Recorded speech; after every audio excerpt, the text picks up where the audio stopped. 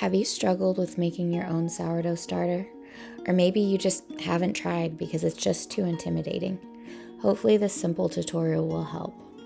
All you need is 7 days, a glass jar, some flour, and some water. If you find this video helpful, don't forget to like it, and please subscribe to our channel so you don't miss upcoming videos. So I'm going to be using this weck jar that my beautiful sister got for me, but if you don't have something like this, then you can use a mason jar or even just a glass cup.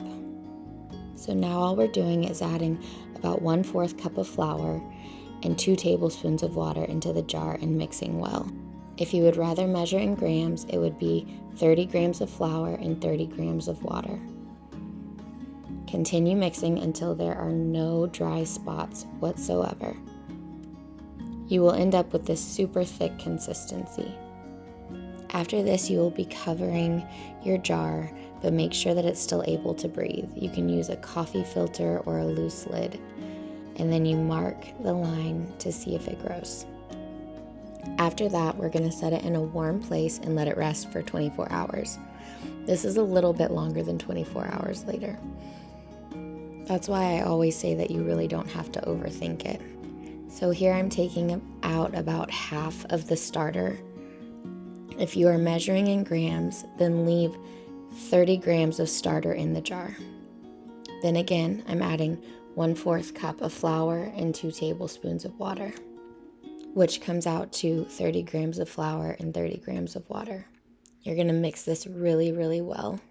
Then put it back in a warm place and let it rest for 12 hours. This is the morning of day 3, and we see a little rise. It's actually not as much as I had when I first made my starter 2 years ago. But even if it more than doubles on day 3, that's considered a false rise and is not an indication of an active starter. Again, you're going to remove half the starter or leave 30 grams in the jar. Add 1/4 cup of flour and 2 tablespoons of water. I will also be feeding again this evening, but I forgot to record it. So you see here that there are some dry spots. That may occasionally happen, so you add just a tiny bit more water and mix it up until those dry spots are gone. Again, you are going to mark the level on the jar. This is the consistency we want, no dry spots. Put the lid back on, set it in a warm place, and feed it later that evening or 12 hours later. This is the next morning, day 4. Again, just the tiniest bit of growth. Don't let this discourage you. We are going to remove half the starter or leave 30 grams in the jar. Add 1/4 cup of flour and 2 tablespoons of water, which is 30 grams of flour and 30 grams of water. If this is getting repetitive, I'm sorry, but we're going to do the same thing every 12 hours. Mix very well, mark it, put the lid on, set it in a warm place until this evening or 12 hours later. So now we're starting to see a little bit of rise. This is day 4 in the evening, and those bubbles on top are a really good sign. All right, we're going to do the same thing. We're going to take out half or leave 30 grams in, 1/4 cup or 30 grams of flour, 2 tablespoons or 30 grams of water, and mix very well.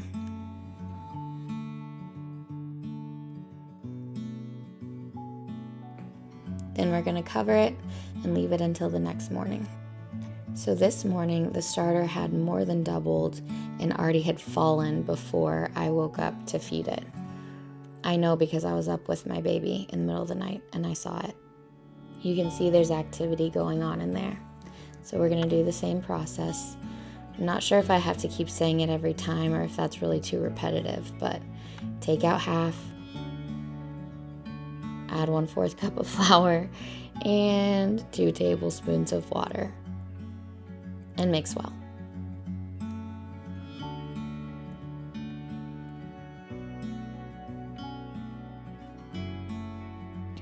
Now we're going to mark it again and leave it until the evening or 12 hours later. So this is day 5 evening. It actually fell a little bit again. It wasn't quite at its peak. Again, there's plenty of activity going on, so those are all good signs.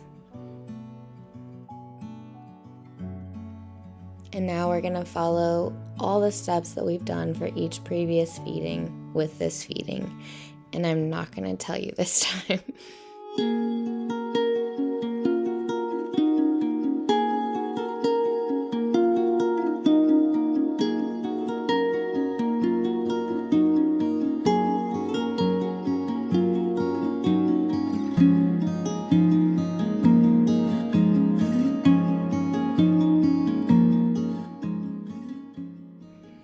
Okay, this is the morning of day 6, and this starter is looking great.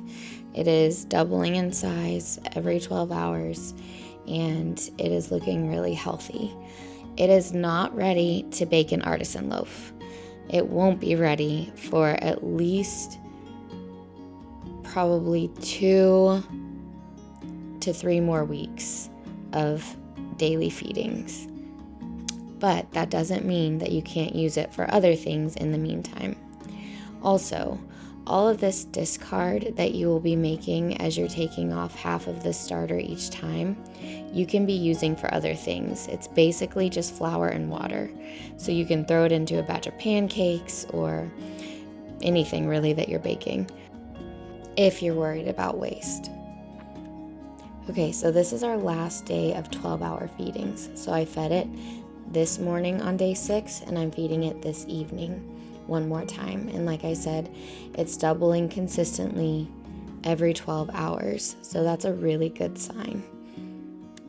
Again, the feedings have not changed. I'm doing the exact same thing I've been doing the entire time. What causes a sourdough starter to rise is the natural wild yeast and bacteria in the air. So if you're struggling to get an active starter, it could be because of the environment that your starter is sitting in. Making this starter, I used organic all-purpose flour. You can use rye or whole wheat or even bread flour, but the main thing that you don't want to do is change your flour in the middle of this process, or it will slow the whole thing down. Now that we are on day 7, we are going to switch to once a day feedings. The starter is looking really healthy and active. When I made my first starter over 2 years ago, I didn't bake my first artisan loaf until I had been feeding it for a month. But after day 7, feel free to test out your starter throughout the feeding process to see if it's ready to bake.